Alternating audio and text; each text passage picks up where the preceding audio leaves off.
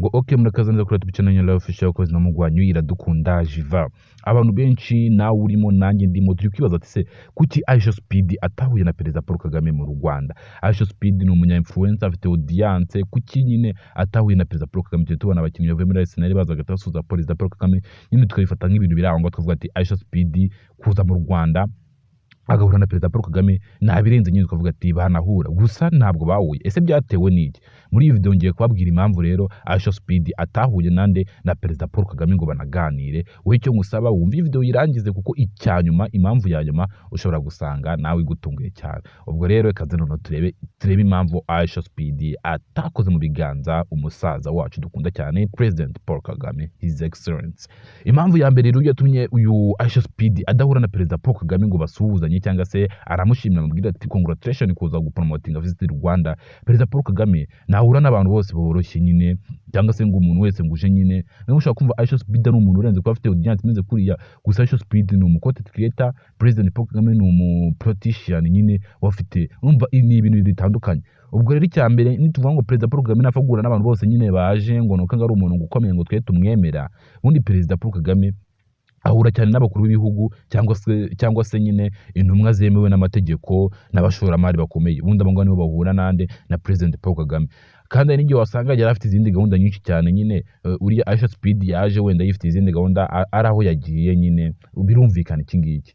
Niba bataramuteguje ntabwo ari kugenda avuga ati ngo ndetse akazi kanjye cyangwa mfite izindi gahunda napanze ngo ngiye guhura na Aisha Speed. Oya, ubwo rero iyo niyo mpamvu umuntu uko yaba ari icyamamare cyose nyine yaba urenzwe cya danje ku isi hose atapfa kuza ngo ahita ahura na Perezida Paul Kagame nyine ngo nuko ngo twebwe tubona ngo ari icyamamare kuko tubona ngo ararenze. Oya, ntabwo abaperezida ariko baba bameze. Perezida n'umuntu wabubakiwe cyane, ibintu bye bipanze isaha, umunsi, isegonda bibiri ku murongo nyine. Nimba isaha ya Aisha Speed batariteguye ubwo ntabwo yari kuhaboneka. Impamvu ya kabiri ishobora gutuma Aisha Speed atarahuye na His Excellency Paul Kagame, impamvu ya kabiri Aisha Speed yaje nk'umu content creator, nkuko nabibabwiye nyine yaje nk'umu content creator, aje kwifatira content si nk'umushyitsi nyine wa leta. Ubundi bafite abashyitsi ba leta ni nkaho Perezida Paul Kagame nyine bafite abashyitsi ari buhure nabo banditse nyine akavuga ati uyu nguyu muzahura ku mpamvu z'izi ngizi z'abaturage, yego nyine byemewe uko nguko. Aisha Speed kandi yaje gukora live streaming nyine no kwidagadura. Mwarabibonye akavuyo bafite, ntabwo wajya imbere y'umusaza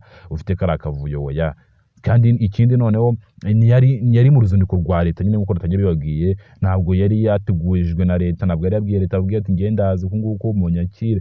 Nyine wabonye ko umutekano gusa wari uhari, gusa ntabwo yari yabwiye leta ngo ngiye mfite gahunda yo guhura na President ndabishaka. Ubwo atanabishatse urumva ko ushobora kuba ataranabishatse no ku giti cyiwe, cyangwa se nyine ari ibintu byahuriye nkuko nababwiye Perezida nawe yifite izindi gahunda yagiyemo. Indi mpamvu ya gatatu rero, umutekano n'amategeko bigenga guhura na Perezida Paul Kagame. Ubundi guhura na Perezida Paul Kagame ni ibintu bisaba gutegura mbere, mukabanza mukabitegura mukavuga ati tuzakoresha abasirikare bangana gutya, tuzakoresha umutekano zameze gutya. Nyine ari ibintu mwateguye. We yarafashe atavuga ati nkuca gusura Afurika mu bintu cy'icyumweru, aravuga ati nzaza, wenda bamuhabaje peyizane n'abaje mwarabibonye.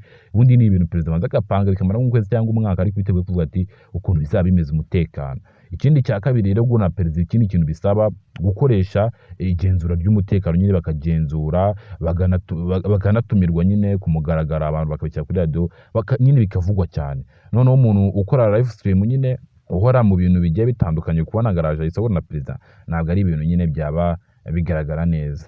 N'ubundi u Rwanda rwamwakiriye neza mu buryo bwose, mu buryo bushoboka. Nubwo atahuye na Perezida nyine Paul Kagame, ariko yakoze live stream mu buryo busanzwe nk'uko asanzwe abikora. Yasuye ahantu nyaburanga, yasuye ingagi, yasura Kigali, yasura stade, yagaragaje isura nziza y'u Rwanda ku isi hose. Nubwo batahuye ariko Perezida ashobora kuzamushimira akavuga ati cyazo warabikoze. Ibyo byonyine ni inyungu ikomeye ku Rwanda. N'ubundi Perezida azamushimira amubwira ati warakoze kabisa. Kudahuza na Perezida si ugusuzugurwa. Oya, ntabwo ari uko yamusuzuguye. Abantu benshi nyine basuye bino igihugu cy'u Rwanda ntabwo bapfa gute bahura na Perezida Paul Kagame nyine, na Davido yaraje ntibahura.